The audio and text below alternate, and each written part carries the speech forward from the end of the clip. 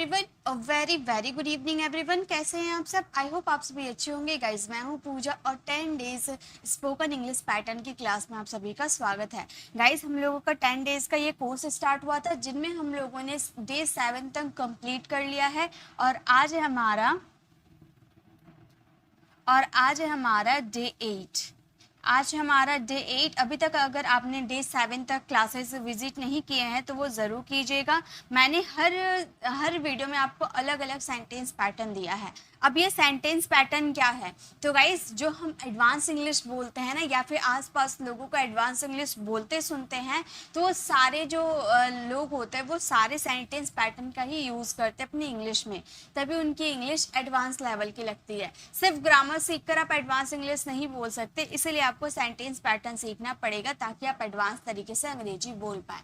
तो आज की इस वीडियो में हम वैसे ही कुछ सीखने वाले हैं। तो आज डे 8 है, जो हम लोगों ने अभी तक 70 टोटल 1 से 70 तक सेंटेंस पैटर्न सीख लिया है और आज है हमारा 71। तो चलिए क्लास को स्टार्ट करते हैं।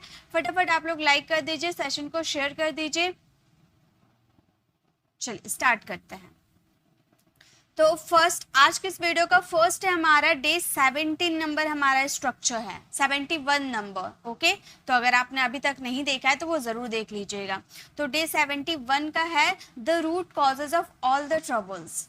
The root causes of all the troubles का मतलब सारी मुसीबतों का जड़। The root cause of all the troubles, सारी मुसीबत का जड़। अब ऐसे बोलते हो ना कि सारी मुसीबत की जड़ तुम ही हो, सारी मुसीबत की जड़ ये फ़ोन ही है। मतलब किसी वजह से कुछ हो जाता है तो हम उसे सारी मुसीबत का जड़ उसे ही कहते हैं कि मेरा खाना जल गया, इस सारी मुसीबत का जड़ ये फ़ोन है। ना मैं फ़ोन लेती ना खाना जलता, है ना। तो सारी मुसीबत का जड़, उसके लिए हम इंग्लिश में सेंटेंस पैटर्न का यूज़ करेंगे, the root cause of all the troubles. चलिए सेंटेंस बनाते हैं इसके, आपको समझ में आ जाएंगे। अभी आपको बड़ा लग रहा है ना, जब आप इसके कुछ सेंटेंसेस खुद से बनाओगे ना, फिर आपको ये बहुत ही आसान लगने लगेगा। जैसे फर्स्ट है हमारा, सारी मुसीबत की जड़ तुम ही हो। हम किसी को ब्लेम करते हैं ना कि सारी मुसीबत की जड़ तुम ही हो। तुम ही हो यानी कि यू, प्रेजेंट है यानी कि आर, या पास्ट प्रेजेंट किसी में भी यूज कर सकते हो, ठीक है। तो you are the root cause of all the troubles। इसका मतलब हुआ सारी मुसीबत की जड़ तुम ही हो। इसके लिए बोलेंगे you are the root cause of all troubles. ठीक है, इजी है ना। जब आपको ऐसे किसी को ब्लेम करना होगा तो आप ऐसे यूज कर सकते हो, the root cause of all the troubles. सारी मुसीबत का जड़ ये मोबाइल ही है, तो हम क्या बोलेंगे, सारी मुसीबत की जड़ ये मोबाइल है, यानी कि this mobile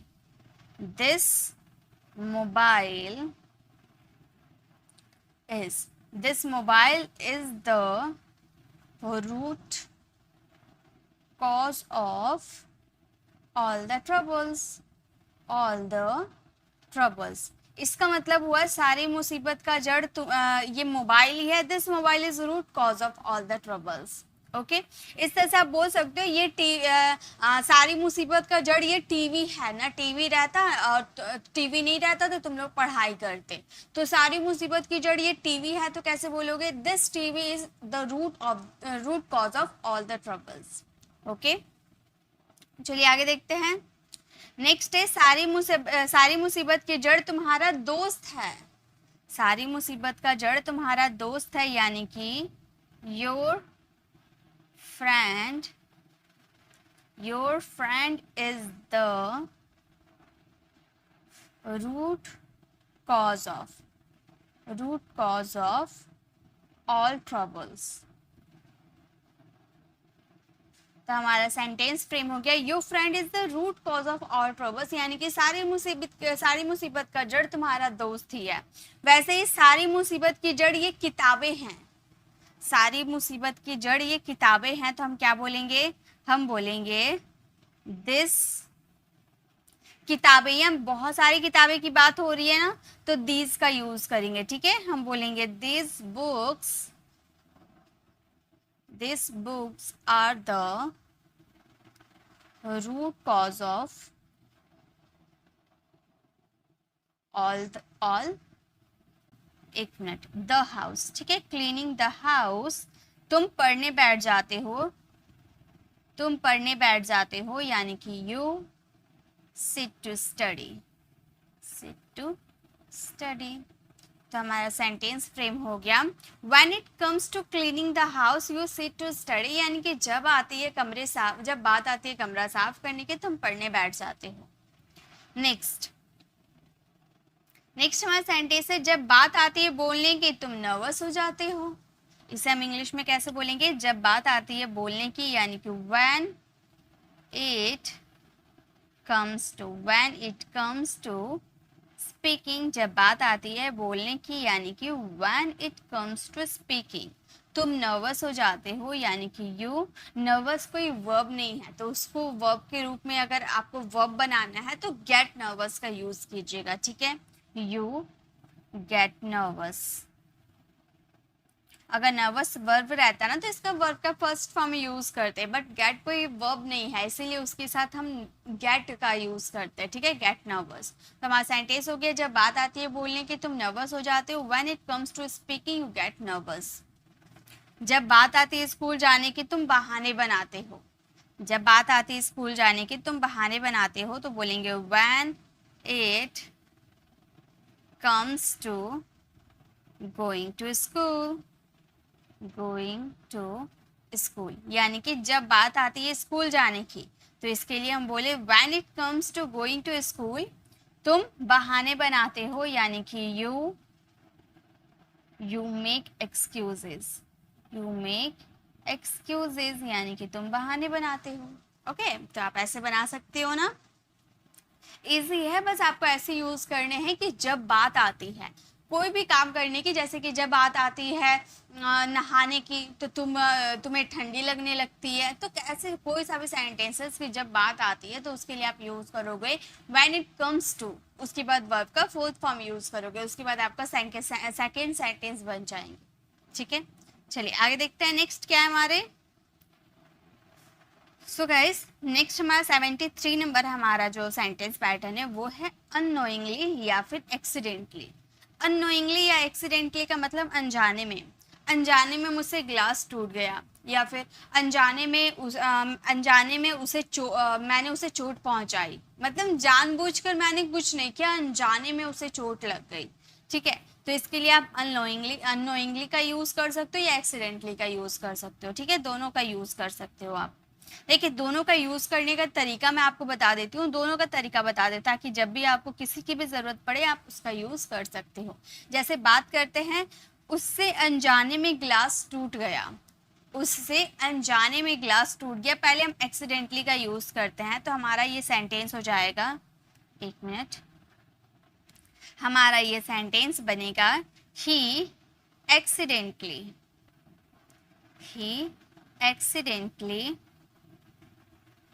broke the glass,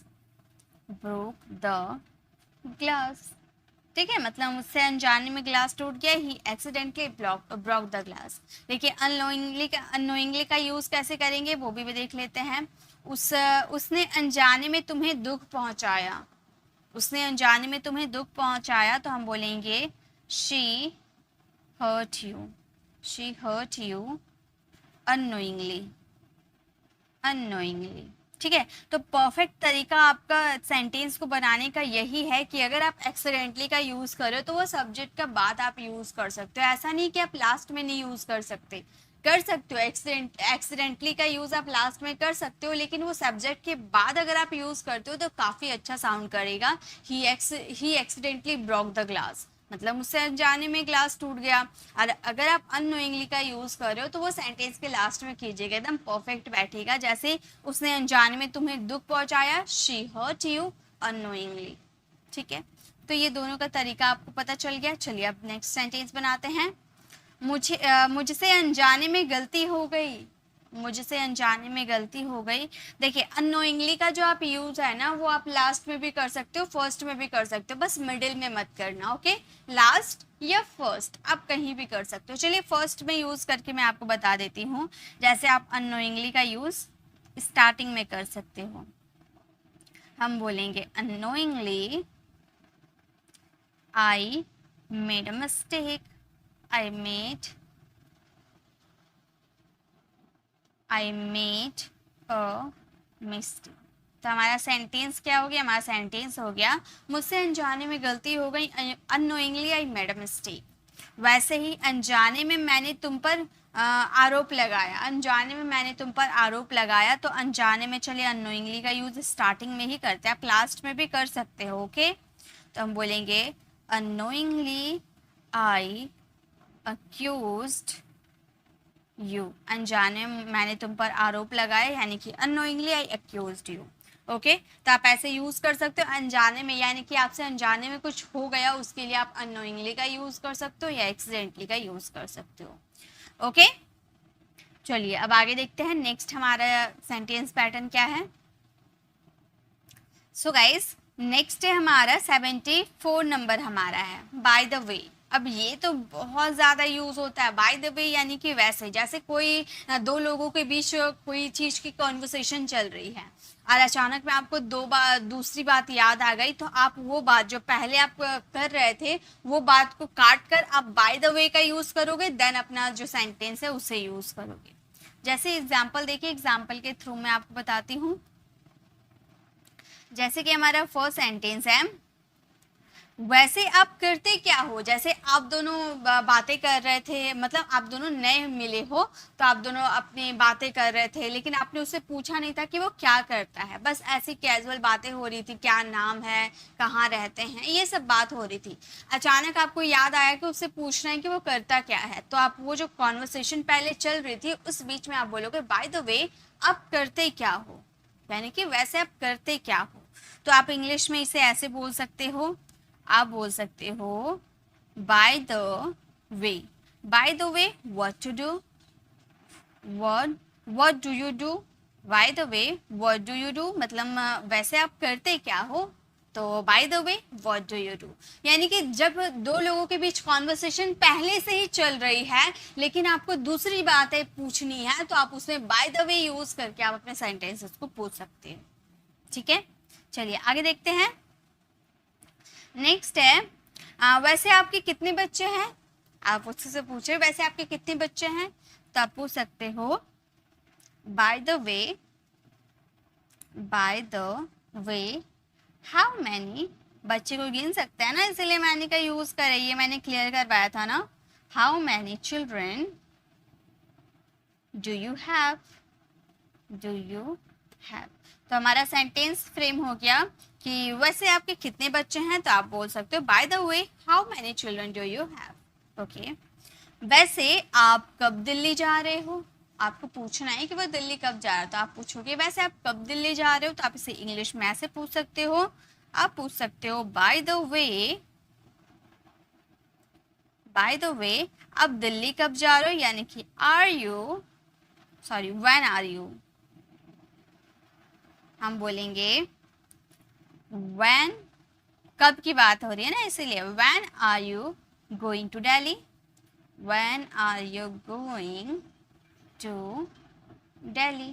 तो हमारा सेंटेंस फ्रेम हो गया वैसे आप दिल्ली कब जा रहे हो, तो आप बोलोगे by the way when are you going to Delhi. Okay, next देखिए, नेक्स्ट सेंटेंस क्या है हमारे। नेक्स्ट है वैसे आप मुझे क्या बताने वाले हो। वैसे आप मुझे क्या बताना चाहते थे, तो हम ये सेंटेंसेस को बोल सकते हैं बाय द वे। उसके बाद आप अपने ग्रामर के अकॉर्डिंग अब सेंटेंस को बनाओगे कि आप मुझसे क्या बताना चाहते थे, यानी कि what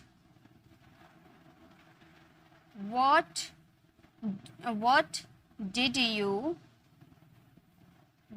you want to tell me something।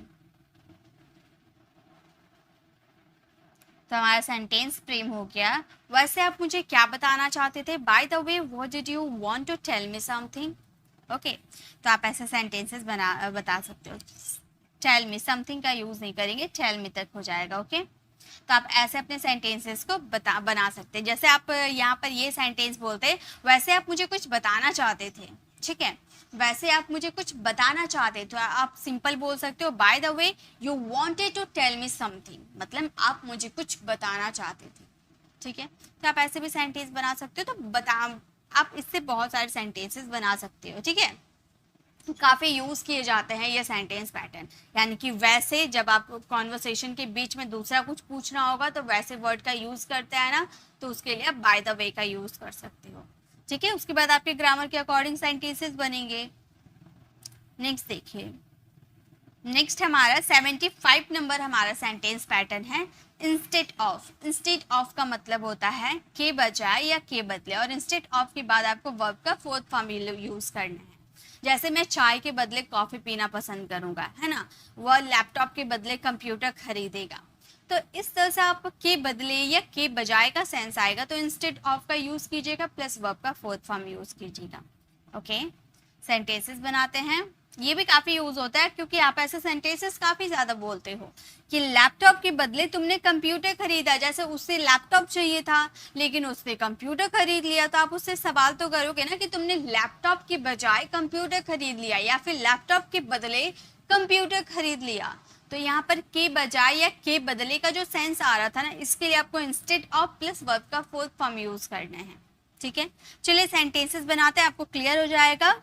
तो यहाँ खरीदा क्या है, यहाँ कंप्यूटर खरीदा है, तो पहले वो सेंटेंस बनाते हैं। कभी भी इंस्टेड ऑफ का यूज जनरली स्टार्टिंग में मत करना, बीच में करोगे ना तो काफी यूजफुल लगेंगे, ठीक है।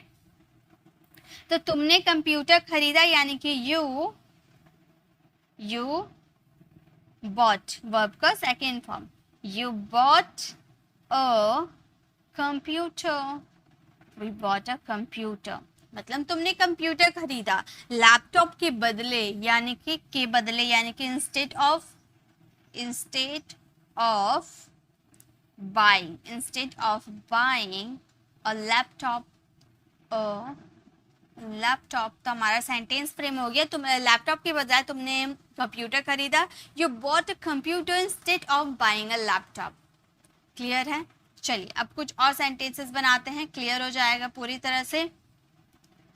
मेरे बदले तुम जा सकते हो, मतलब आप किसी काम में बिजी हो तो आप अपने भाई को बोल रहे हो कि तुम मेरे बदले जा सकते हो, तो आप कह सकते हो यू कैन, मतलब तुम जा सकते हो, आप उसे परमिशन दे रहे हैं, ठीक है, परमिशन दे रहे हैं।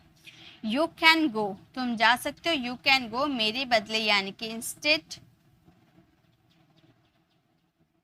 Instead of me. अब आप बोलोगे मैम यहाँ वर्ब का फोर्थ फॉर्म क्यों नहीं लगा, गाइस यहाँ पर कोई एक्शन ही नहीं हो रहा। यहाँ पर एक्शन हो रहा जाने का, बट यहाँ पर यूज करके वैसे भी कोई दिक्कत, वैसे भी कोई कुछ सेंटेंस में फर्क नहीं पड़ेगा क्योंकि आपने यहाँ पर गो का यूज कर दिया। तो आप ये सेंटेंसेस इस तरह से ज्यादा मीनिंगफुल रहेगा, you can go instead of me. Okay, चलिए आगे देखते हैं। नेक्स्ट क्या हमारे, पढ़ाई करने के बजाय तुम अपना फोन चला रहे हो। तो यहाँ पर पढ़ाई करना, यहाँ पर एक्शन हो रहा, तो यहाँ पे हम वर्ब का फोर्थ फॉर्म यूज करेंगे, ठीक है। तो तुम अपना फोन चला रहे हो, पहले इसका यूज करेंगे, तुम अपना फोन चला रहे हो, कंटिन्यूटी की बात हो रही है तो हम बोलेंगे यू आर। और फोन चलाने के लिए हम ऑपरेटिंग का भी यूज कर सकते हैं, यूजिंग का भी यूज कर सकते हैं, दोनों मैंने आपको बताया। तो चलिए यूजिंग का ही यूज करते हैं, तो हम बोलेंगे you are using your phone, you are using your phone, यानी कि तुम अपना फोन चला रहे हो, फोन इस्तेमाल कर रहे हो। पढ़ने के बजाय यानी कि इंस्टेड ऑफ स्टडिंग, तो हमारा सेंटेंस फ्रेम हो गया। तुम पढ़ने के बजाय फोन चला रहे हो, you are using your phone instead of studying, ठीक है। टीवी देखने के बजाय तुम्हें पढ़ाई करना चाहिए, टीवी देखने के बजाय तुम्हें पढ़ना चाहिए। तो हम यहाँ एडवाइस दे रहे हैं यानी कि शुड का यूज करेंगे, तुम्हें पढ़ना चाहिए यानी कि यू शुड स्टडी, तुम्हें पढ़ना चाहिए, यू शुड स्टडी। टीवी देखने के बजाय, तो यहाँ भी एक्शन हो रहा, देखने का एक्शन हो रहा है ना, तो वर्ब का फोर्थ फॉर्म यूज करेंगे, हम बोलेंगे इंस्टेड ऑफ वॉचिंग टीवी। तो हमारा सेंटेंस फ्रेम हो गया कि तुम्हें टीवी देखने के बजाय तुम्हें पढ़ना चाहिए, you should study instead of watching TV. ठीक है। तो जब भी आपके सेंटेंसेस में के बजाय का सेंस आएगा ना, के बजाय या के बदले ये काम करना चाहिए, वो काम करना चाहिए, तो आप वहाँ पर इंस्टेड ऑफ प्लस वर्ब का फोर्थ फॉर्म यूज कर सकते हो। और इंस्टेड ऑफ के बाद वर्ब का फोर्थ फॉर्म क्यों यूज होता है? क्योंकि ऑफ हमारा प्रीपोजिशन है और प्रीपोजिशन के बाद हमेशा वर्ब की आती है फोर्थ फॉर्म, ये मैंने क्लियर किया है। इसलिए ऑफ के बाद हम लोगों ने V4 यूज किया है। ठीक है, चलिए आगे देखते हैं। नेक्स्ट हमारा 76 नंबर हमारा सेंटेंस पैटर्न है, this is the reason. This is the reason यानी कि यही कारण है। अब ऐसे बहुत सारे सेंटेंस बोलते हैं ना, यही कारण है कि वह फेल हो जाता है, यही कारण है कि वह टाइम पर स्कूल नहीं आ पाता है, मतलब कोई रीजन है जिसकी वजह से वो स्कूल नहीं आ पाता है, तो आप बोल रहे हो कि यही कारण है कि वह स्कूल नहीं आ पाता है, यानी कि दिस इज द रीजन। जैसे यही कारण है जिसलिए मैंने उसे सिलेक्ट किया, यही कारण है जिसलिए मैंने उसे सिलेक्ट किया, तो हम बोलेंगे आप कोई रीज़न बता रहे हो और बोल रहे हो कि यही कारण है जिसके लिए मैंने उसे सिलेक्ट किया, ठीक है, इस जॉब के लिए सिलेक्ट किया, तो हम बोलेंगे this is the reason. This is the reason यानी कि यही कारण है, दिस इज द रीज़न जिसके लिए मैंने उसे सिलेक्ट किया, यानी कि why I selected him, why I selected him। आप बोलोगे मैम आपने गलत सेंटेंस बना दिया, यहाँ तो हम लोगों ने WH फैमिली वर्ड्स का यूज़ किया और WH फैमिली वर्ड्स के बाद हेल्पिंग वर्ब आती है, तो गाइज बिल्कुल नहीं, यहाँ पे जो हम लोगों ने why का यूज़ किया है ना, ये आपका WH फैमिली वर्ड्स नहीं, ये आपका रिलेटिव प्रोनाउन है। ठीक है, ये आपका रिलेटिव प्रोनाउन है। मैंने रिलेटिव प्रोनाउन की वीडियो में बता रखा है कि WH फैमिली वर्ड्स का यूज़ कब करते, जब क्यों का साउंड आता। ठीक है, जब क्यों का साउंड आता है, क्यों क्यों, ठीक है, आप किसी से क्वेश्चन करते तब आपका ये वाला वाई यूज़ होता as a WH family words. लेकिन यहाँ पे हम रीज़न बता रहे हैं, किसी से क्वेश्चन नहीं कर रहे हैं, और जिसके लिए वाला सेंस आ रहा है उसके लिए वाई का यूज़ किया। ठीक है, चलिए आगे देखते हैं। नेक्स्ट हमारा सेंटेंस क्या है,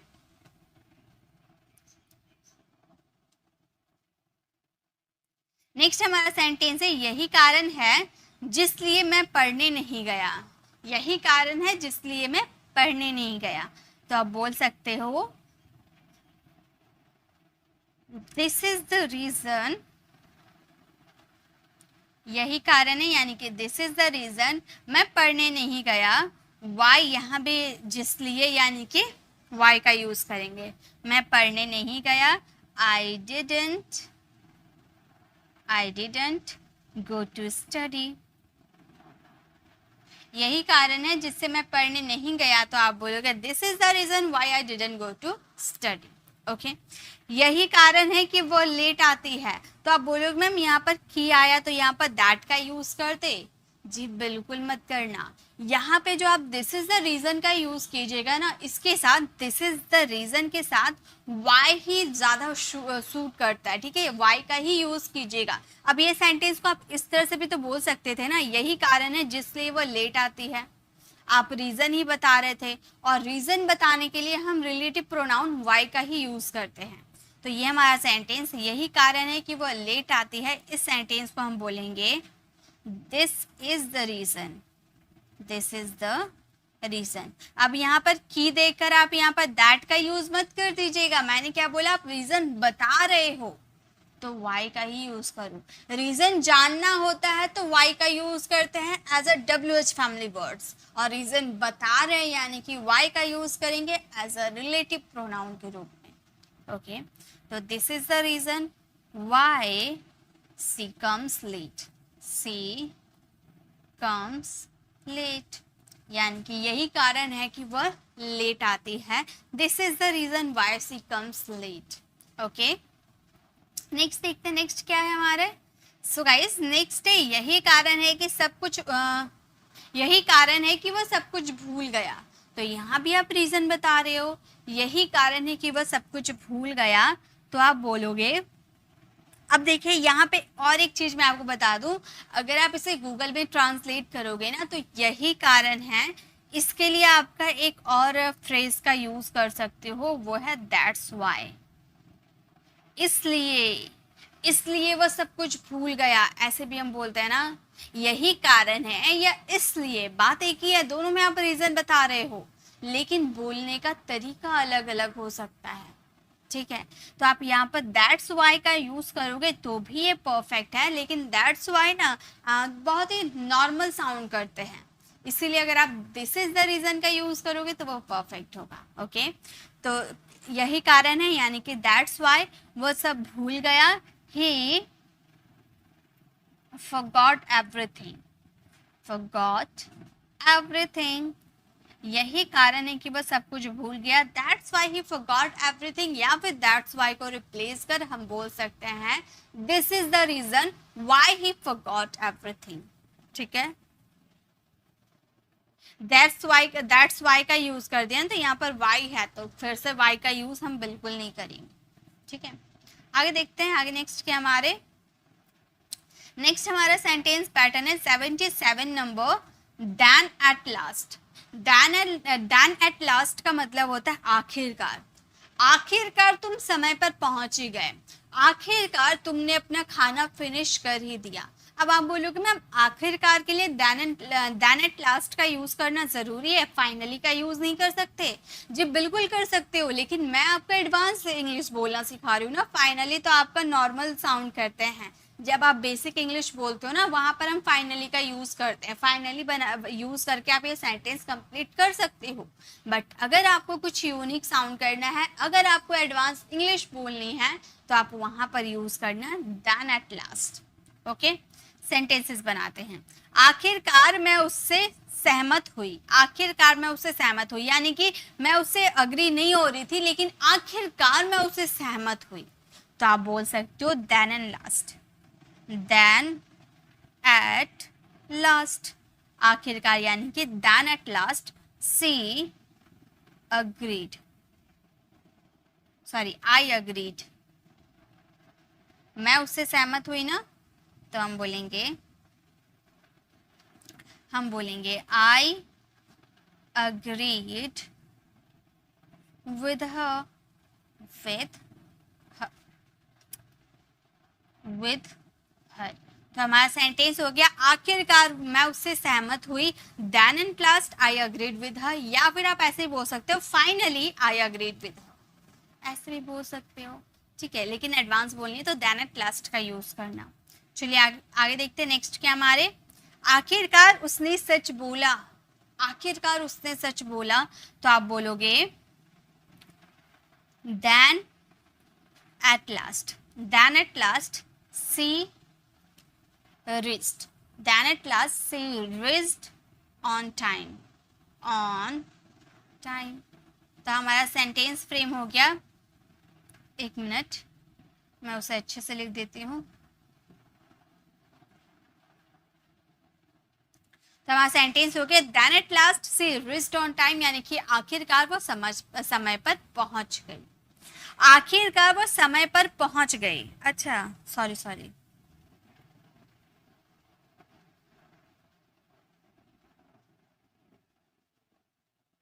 यहाँ आखिरकार उसने सच बोला, यहाँ सच बोलने की बात हो रही थी, तो हम बोलेंगे then at last, then at last he told the truth, आखिरकार उसने सच बोला, तो हम बोलेंगे then at last he told the truth, आखिरकार उसने सच बोला।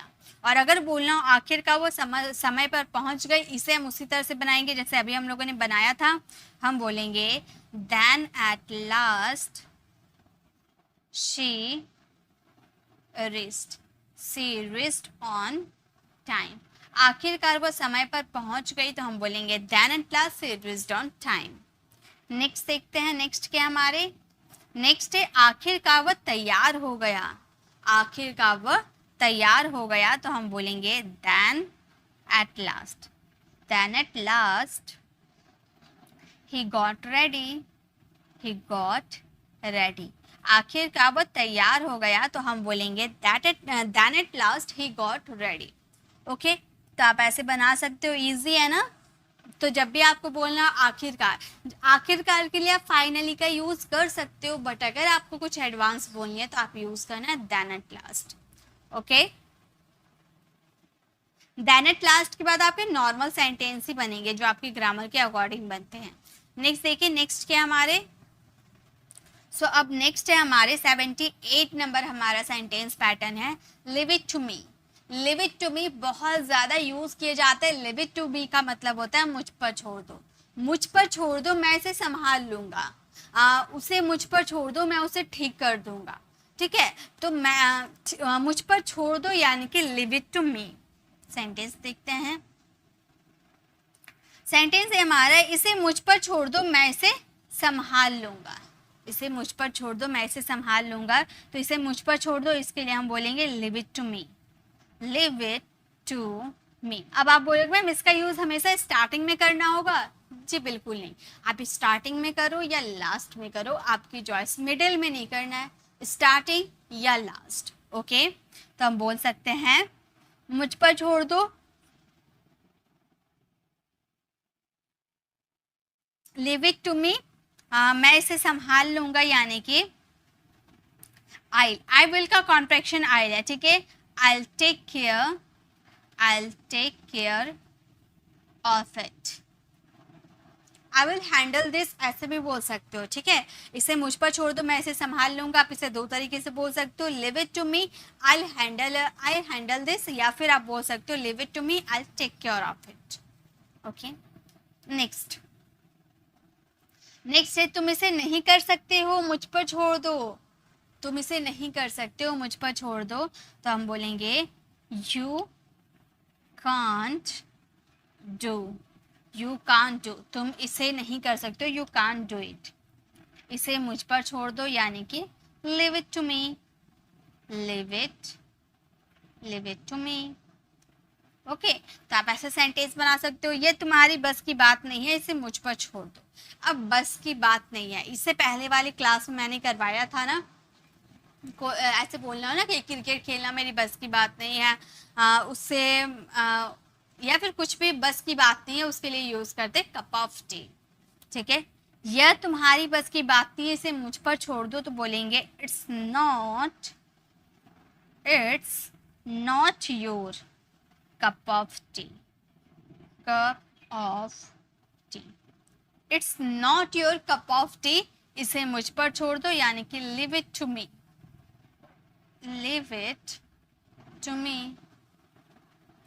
ठीक है, ये तुम्हारी बस की बात नहीं है, इसे मुझ पर छोड़ दो, it's not your cup of tea, leave it to me।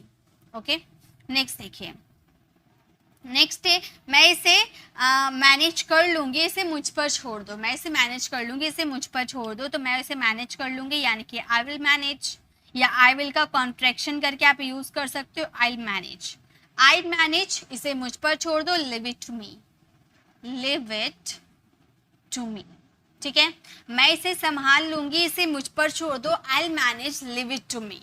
तो जब भी आपको बोलना हो कि मुझ पर छोड़ दो, कोई काम है मुझ पर छोड़ दो, तो आप उसके लिए यूज करोगे लिव इट टू मी। समझ आ गया ना? अब ऐसे आप यूज कर सकते हो अपने डेली लाइफ में। चलिए आगे देखते हैं।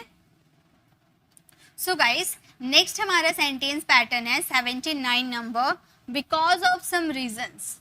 बिकॉज ऑफ सम रीजंस का मतलब होता है कुछ कारणों की वजह से, कुछ कारणों की वजह से मैं लेट हो गई, कुछ कारणों की वजह से वह यहाँ से चला गया, यानी कि कुछ कारणों की वजह से, उसके लिए आप यूज कर सकते हो बिकॉज ऑफ सम रीजन। ठीक है, चलिए सेंटेंसेस बनाते हैं इसके। कुछ कारणों की वजह से मैं तुम्हें कॉल नहीं कर पाया। आपने मुझसे प्रॉमिस किया था कि आप मुझे कॉल करोगे, लेकिन आप कॉल नहीं किए, तो आप मुझे बता रहे हो कि कुछ कारणों की वजह से मैं तुम्हें कॉल नहीं कर पाया। उसके लिए बोलेंगे मैं तुम्हें कॉल नहीं कर पाया। पाया, सका, ये वाला सेंस किस में आता है? कुड में आता है ना? तो हमारा ये सेंटेंस बन जाएगा आई कुडंट, नेगेटिव है ना, आई कुडंट कॉल यू, मैं कॉल नहीं कर पाया, आई कुडंट कॉल यू, कुछ कारणों की वजह से, यानी कि because of some reason, because of some reason, some reasons. Okay तो हमारा सेंटेंस हो गया कुछ कारणों की वजह से मैं तुम्हें कॉल नहीं कर पाया, I couldn't call you because of some reason. Okay next देखिए, नेक्स्ट हमारा क्या सेंटेंस है। तो जब भी आपको बोलना कुछ कारणों की वजह से आप कोई काम नहीं कर पाए, तो कुछ कारणों की वजह से यानी बिकॉज ऑफ सम रीजन। कुछ कारणों की वजह से वह नहीं आई, कुछ कारणों की वजह से वह नहीं आई, तो वह नहीं आई यानी कि शी डिडंट कम। वह नहीं आई, she didn't come because of some reason, because of some reasons. कुछ कारणों की वजह से वह नहीं आई तो बोलेंगे he didn't come because of some reason. या फिर आप ऐसे बोल सकते हो कुछ कारणों की वजह से मैं वहां नहीं गया। कैसे बोलेंगे? कुछ कारणों की वजह से मैं वहां नहीं गया। इसे आप इंग्लिश में कैसे बोलोगे? आपको टाइप करना, ओके। कुछ कारणों की वजह से मैं वहां नहीं गया। पास्ट का सेंटेंस है, डिडंट का यूज होगा, हम बोलेंगे I didn't go there because of some reason. कुछ कारणों की वजह से मैंने नहीं खाया। कुछ कारणों की वजह से मैंने नहीं खाया। I didn't eat because of some reason.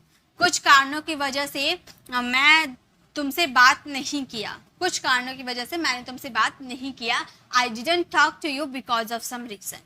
तो आप ऐसे बहुत सारे सेंटेंस बना सकते हो अपने ग्रामर के अकॉर्डिंग। आप पहला सेंटेंस बनाओगे, सेकंड में आप बिकॉज ऑफ सम रीजन का यूज करोगे। और इसमें अधिकतर आपका सेंटेंस पास्ट सिंपल के आते हैं, यानी कि आपका सब्जेक्ट और V2 से आपका स्टार्ट होगा सेंटेंस। तो है ना बहुत ईजी। जैसे नेक्स्ट हमारा सेंटेंस है कुछ कारणों की वजह से मेरा बर्थडे खराब हो गया। कुछ कारणों की वजह से मेरा बर्थडे खराब हो गया, तो आप ये सेंटेंसेस को बोल सकते हो my birthday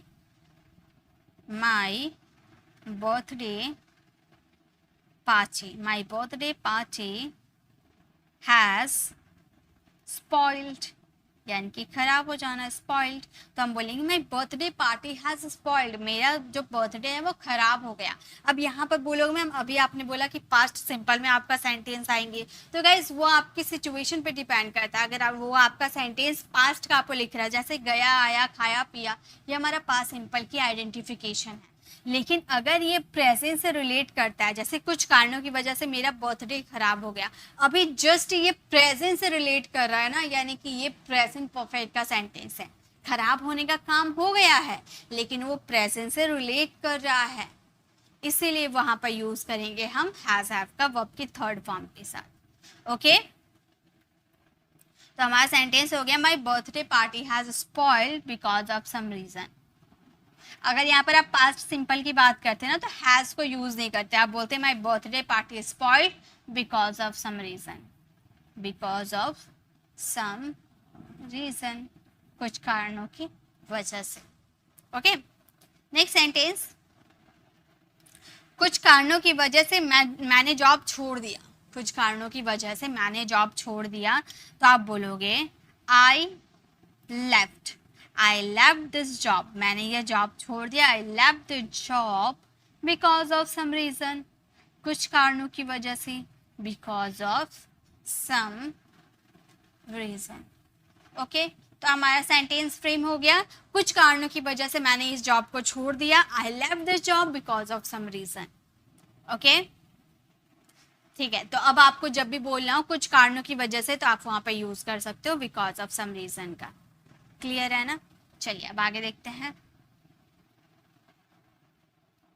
so guys next है हमारा sentence pattern 80 number, bye the mercy of God. Bye the mercy of God का मतलब होता है भगवान की कृपा से। भगवान की कृपा से मैं बच गई, भगवान की कृपा से एक आपको अच्छा जॉब मिल गया, भगवान की कृपा से वो पास हो गया। तो भगवान का कृपा से यानी कि बाय गॉड ग्रेस का भी यूज कर सकते हैं, या फिर bye the mercy of God का भी यूज कर सकते हैं, दोनों का यूज कर सकते हैं। बाय गॉड्स ग्रेस या bye the mercy of God, दोनों में से किसी का यूज कर सकते हो। चलिए सेंटेंस बनाते हैं हम अपने। हमारा फर्स्ट सेंटेंस है भगवान की कृपा से मुझे जॉब मिल गया। भगवान की कृपा से मुझे जॉब मिल गया, हम बोलेंगे I got a job, I got a job by the mercy of God। I got a job by the mercy of God, यानी कि भगवान की कृपा से मुझे जॉब मिल गया। इसी तरह से भगवान की कृपा से आपका बिजनेस ग्रो कर रहा है, भगवान की कृपा से आपका बिजनेस ग्रो कर रहा है, यानी कि your business is growing, your business is growing, आपका बिजनेस ग्रो कर रहा है, यानी कि योर बिजनेस इज ग्रोइंग भगवान की कृपा से, यानी कि bye the mercy of God, bye the mercy of God. तो हमारा सेंटेंस हो गया भगवान की कृपा से तुम्हारा जॉब ग्रो कर रहा है, योर बिजनेस, तुम्हारा बिजनेस ग्रो कर रहा है, your business is growing bye the mercy of God. यहाँ पे हम ऐसे ही बोल सकते थे कि भगवान की कृपा से तुम्हारा बिजनेस ग्रो कर रहा है, your business is growing by God's grace, by God's grace. ठीक है, इसका भी मतलब होता है भगवान की कृपा से। ठीक है, चलिए आगे देखते हैं, नेक्स्ट देखते हैं, नेक्स्ट क्या हमारे, नेक्स्ट है भगवान की कृपा से वह पास हो गया, भगवान की कृपा से वह पास हो गया, तो हम बोलेंगे he passed, he passed the exam, he passed the exam by the mercy of God, mercy of Gods. ठीक है, भगवान की कृपा से वह पास हो गया, he pass the exam by the mercy of God, भगवान की कृपा से मैं इंग्लिश सीख गया, इसे हम कैसे बोलेंगे, भगवान की कृपा से मैं इंग्लिश सीख गया, हम बोलेंगे आई लर्नड। अब यहाँ पे लर्न का भी यूज कर सकते थे या लर्न का भी यूज करते, ये इरेगुलर वर्ब भी है और रेगुलर वर्ब भी है। ठीक है, I learned English by the mercy of God, bye the mercy of God, भगवान की कृपा से मैं इंग्लिश सीख गया, I learn English by the mercy of God.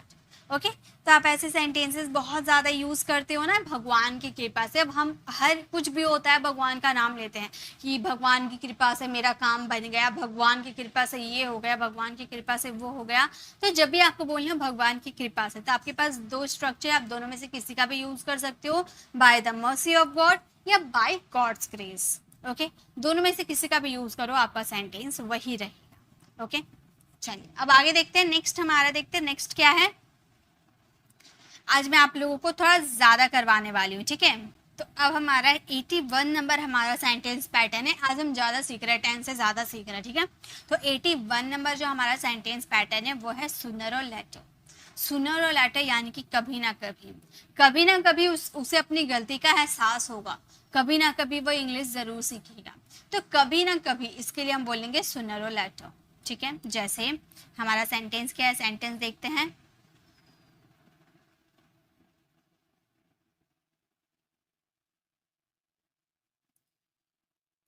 कभी ना कभी उसे अपनी गलती का पछतावा होगा, कभी ना कभी उसे अपनी गलती का पछतावा होगा, तो बोलेंगे ही विल, पछताना यानी कि regret. Okay, he will regret for his mistake, गलती mistake. Okay, sooner or letter, sooner or letter. तो हमारा सेंटेंस हो गया कभी ना कभी उसे अपनी गलती का पछतावा होगा, he will regret for his mistake sooner or later. Okay, कभी ना कभी वह यहाँ आएगा, बताइए तो कैसे बोलेंगे, कभी ना कभी वह यहाँ आएगा, he will come sooner or later. कभी ना कभी तुम इंग्लिश बोलोगे, you will speak English sooner or later. कभी ना कभी तुम वहाँ जाओगे, you will go there sooner or later. कभी ना कभी तुम मुझसे बात करोगे, you will talk to me sooner or later. Okay, तो आप ऐसे सेंटेंसेस बना सकते हो। जैसे नेक्स्ट हमारा सेंटेंस है, कभी ना कभी वह मुझे कॉल करेगा, कभी ना कभी वह मुझे कॉल करेगा, इसके लिए बोलेंगे he will call me, he will call मी, वह मुझे कॉल करेगा, he will call me sooner or later. कभी ना कभी यानी कि सूनर और लेटर। हमारा सेंटेंस हो गया कभी ना कभी वो मुझे कॉल करेगा, he will call me sooner or letter. ठीक है, नेक्स्ट है कभी ना कभी वो फेमस होगा, कभी ना कभी वो फेमस होगा। तो अब आप ये सेंटेंसेस को कैसे बोलोगे? हम बोलेंगे he will be famous, he will be famous, वो फेमस होगा, he will be a famous sooner or later, कभी ना कभी, सूनर और लेटर। तो हमारा सेंटेंस हो गया कभी ना कभी वो फेमस होगा, he will be famous sooner or later. कभी ना कभी आप अंग्रेजी बोलोगे, कैसे बोलेंगे? कभी ना कभी आप अंग्रेजी बोलोगे, ये मैंने अभी थोड़ी देर पहले आपको बताया था ना। हम बोलेंगे you will speak English, you will speak English. आप इंग्लिश बोलोगे, you will speak English sooner or letter, sooner or later. कभी ना कभी आप अंग्रेजी बोलोगे, you will speak English sooner or later. Okay,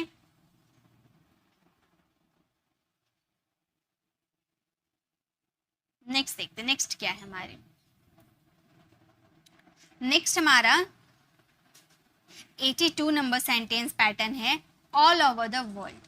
all over the world का मतलब होता है पूरी दुनिया में, पूरी दुनिया में, यानी कि ऑल ओवर द वर्ल्ड। जैसे मैंने पूरी दुनिया में आप जैसा इंसान नहीं देखा है ना, पूरी दुनिया में, मैंने पूरी दुनिया में आप जैसा इंसान नहीं देखा है। इसे हम इंग्लिश में कैसे बोलोगे?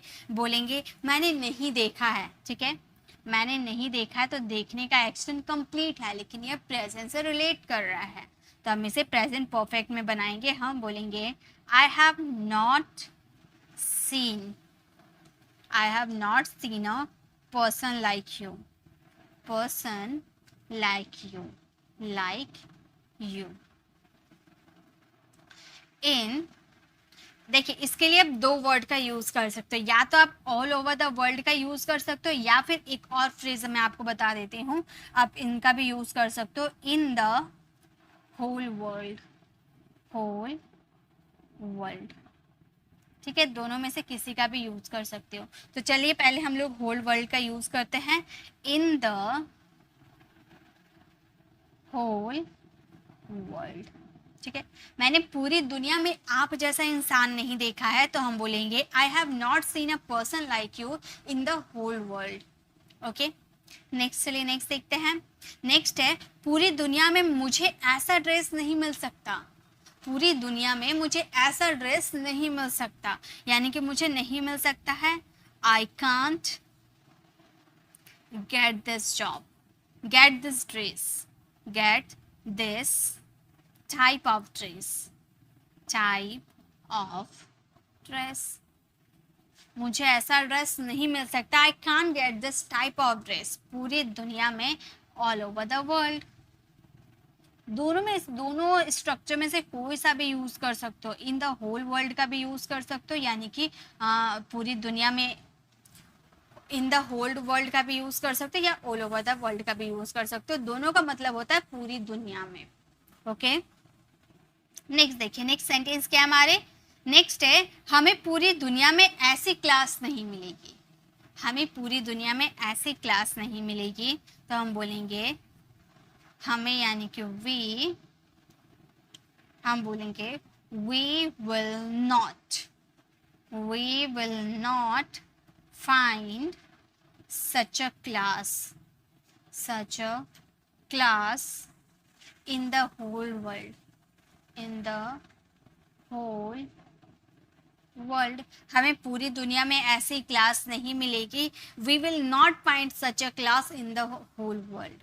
ओके, वैसे पूरी दुनिया में आप जैसा कोई नहीं, पूरी दुनिया में आप जैसा कोई नहीं, इसे आप इंग्लिश में कैसे बोल सकते हो? आप बोल सकते हो there is no one, there is no one like you, there is no one like you, आप जैसा कोई नहीं पूरी दुनिया में, यानी कि all over the world, all over the world. आप जिसमें कंफर्टेबल हो वही स्ट्रक्चर का यूज करो, या तो ऑल ओवर द वर्ल्ड का यूज करो, या तो इन द होल वर्ल्ड का यूज करो, दोनों ही करेक्ट है, दोनों में से आप किसी का भी यूज कर सकते हो, ठीक है। चलिए आगे बढ़ते हैं। नेक्स्ट, तो ये आपको क्लियर हो गया। अब देखिए 83, 85 टोटल में आपको 85 कवर करवाने वाली हूँ इस वीडियो में, ठीक है।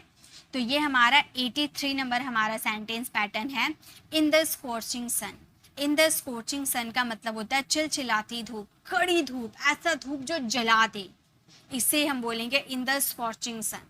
अब आजकल क्या हो रहा है, धूप इतनी तेजी हो रहा है कि अगर 1 घंटा कोई बाहर निकल जाए ना तो वो जल जाए, ठीक है। तो बहुत ही कड़ी धूप हो रही है, चिलचिलाती धूप हो रही है, तो उसे आप स्कॉचिंग सन कह सकते हो।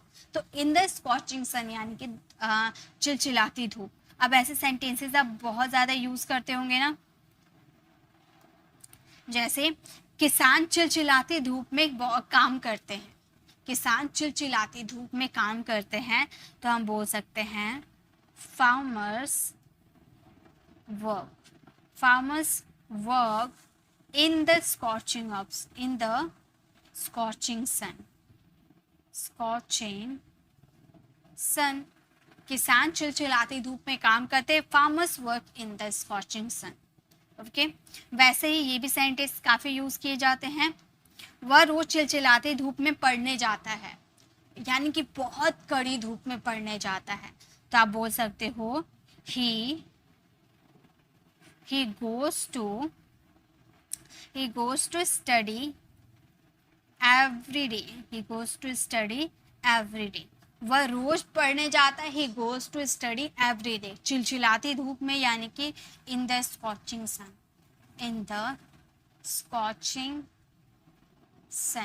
ठीक है, तो हमारा सेंटेंस फ्रेम हो गया, वह रोज चिलचिलाती धूप में पढ़ने जाता है, he goes to study every day in the scorching sun। ठीक है, नेक्स्ट है मैं चिलचिलाती धूप में उसके लिए वहां गई। मैं चिलचिलाती धूप में उसके लिए वहां गई, तो आप कह सकते हो I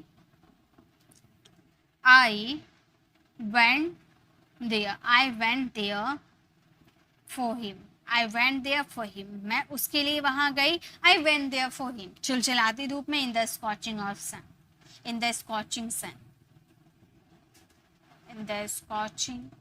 sun। मैं चिलचिलाती धूप में उसके लिए वहां गई, I went there for him in the scorching sun। मेरी बाइक चिलचिलाती धूप में खड़ी है, तो आप ये बोल सकते हो मेरी बाइक खड़ी है, my bike is parked in the scorching sun। ये हमारा सेंटेंस पैसिव है, ठीक है। स्कॉचिंग सन, कौन बाइक को खड़ा किया है इसकी बात नहीं की गई है, तो ये हमारा पैसिव वॉइस है, इज एम आर के बाद वर्ब की थर्ड फॉर्म यूज की है, ठीक है। आगे चलिए देखते हैं नेक्स्ट। तो चिलचिलाती धूप यानी कि एकदम कड़ी धूप, जला देने वाली धूप, तो उसके लिए आप यूज करोगे in the scorching sun. Okay, चलिए आगे देखते हैं। नेक्स्ट हमारा 84 नंबर हमारा सेंटेंस पैटर्न है by birth and nature. By birth and nature का मतलब होता है जन्म और स्वभाव। जन्म और स्वभाव से वो गुस्सेल वाला है, जन्म और स्वभाव से वह एक सीधी साधी लड़की, यानी कि बचपन से ही वो बहुत ही गुस्सेल है, ऐसा आप कह सकते हो। उसका स्वभाव भी गुस्से वाला है, वो जन्म से ही गुस्से वाला है, ठीक है। तो यहाँ पर आप यूज कर सकते हो bye birth and nature. Okay, जैसे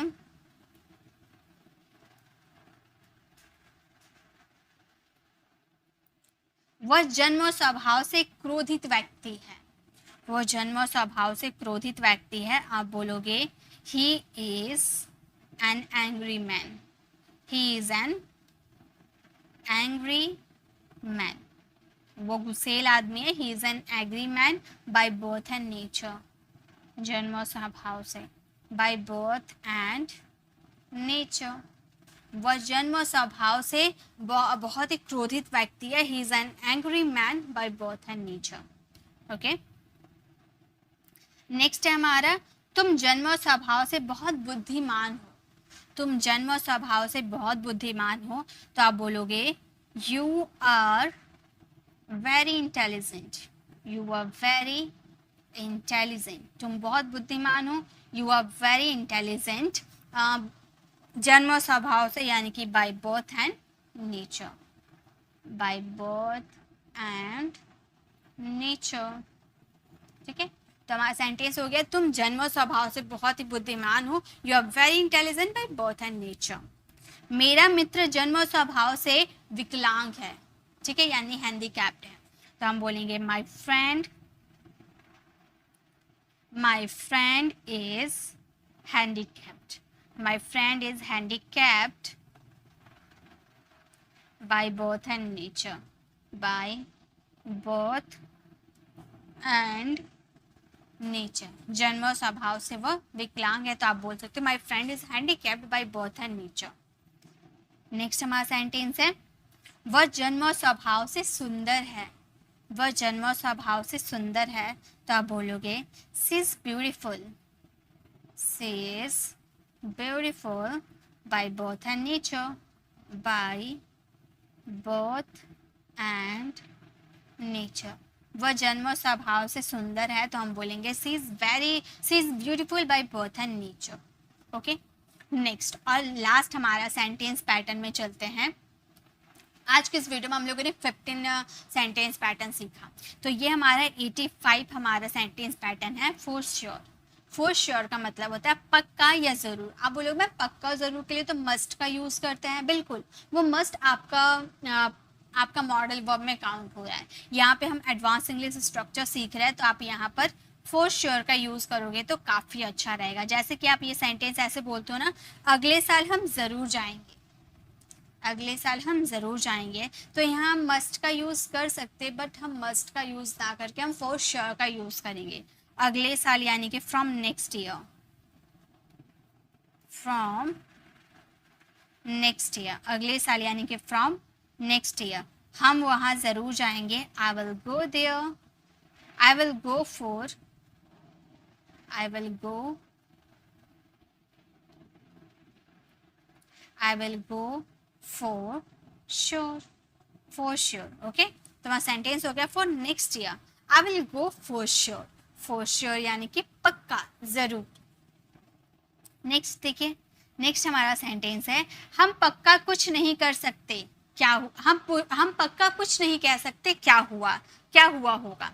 जैसे कहीं आप बाहर से आए, आप देख रहे कि वहाँ बहुत कोई रो रहा है, तो आप बगल वाले पर्सन से पूछ रहे हैं कि क्या हुआ है, यहाँ पर सब ऐसे रो क्यों रहे, तो वो बोल रहा है मैं पक्का तो कुछ नहीं कह सकता कि यहाँ पर क्या हुआ होगा। ठीक है, तो पक्का जो आया उसके लिए फॉर श्योर का यूज़ कर सकते हो। आप बोल सकते हो we can't say for sure. We can't say for sure यानी कि मैं पक्का कुछ नहीं कह सकता यहाँ क्या हुआ है, यानी कि what will happen। मैं पक्का कुछ नहीं कह सकता क्या हुआ होगा। we can't say for sure what will happen। Next हमारा सेंटेंस है वह पक्का नहीं आएगा, वह पक्का नहीं आएगा, तो हम बोलेंगे he won't come for sure, for sure। वह पक्का नहीं आएगा, he won't come for sure। वह पक्का कुछ नहीं कह सकता, ये सेंटेंस आप फ्रेम कीजिएगा और इसका आंसर कमेंट में दीजिएगा। वह पक्का कुछ नहीं कह सकता है, इसे आप फ्रेम कीजिएगा। तो गाइस, आज के इस वीडियो में हम लोगों ने टोटल 15 सेंटेंस पैटर्न सीखा, ठीक है, और बाकी 86 से हम नेक्स्ट वीडियो में सीखेंगे। ठीक है, तो ये हमारा डे 7, ये हमारा डे 8 था। ठीक है, डे 8 था। जैसा कि हम लोग डे 10 तक कवर करने वाले हैं, लेकिन अगर आपको ये आपको सेंटेंस पैटर्न की क्लास अच्छी लग रही है, आपको बहुत कुछ सीखने को मिल रही है, तो अगर आप मुझे कमेंट करते हैं तो मैं ये 10 डेज़ का कोर्स आगे भी बढ़ा सकती हूँ। ठीक है, और भी आप लोग के लिए ऐसे यूज़फुल क्लासेस ला सकता हूँ, लेकिन आप मुझे कमेंट में बताओगे तो ही मैं लाऊंगी, वरना ये 10 डेज़ में ख़त्म हो जाएगा। ओके, तो आज की क्लास आपको कैसी लगी कमेंट में ज़रूर बताइएगा। अच्छी लगी तो लाइक कीजिएगा, अपने फ्रेंड फैमिली को ज़रूर शेयर कीजिएगा, और अगर आप मेरे चैनल पर नए हो और मेरे पढ़ाने का तरीका आपको पसंद आया है तो सब्सक्राइब कर आने वाले बेल आइकन को ज़रूर प्रेस कीजिएगा, ताकि रोज़ आने वाले वीडियोज़ की नोटिफिकेशन आपको समय पर मिल जाएगी। मिलते हैं नेक्स्ट ऐसे इन्फॉर्मेटिव वीडियोज़ के साथ। Till then, bye bye, take care.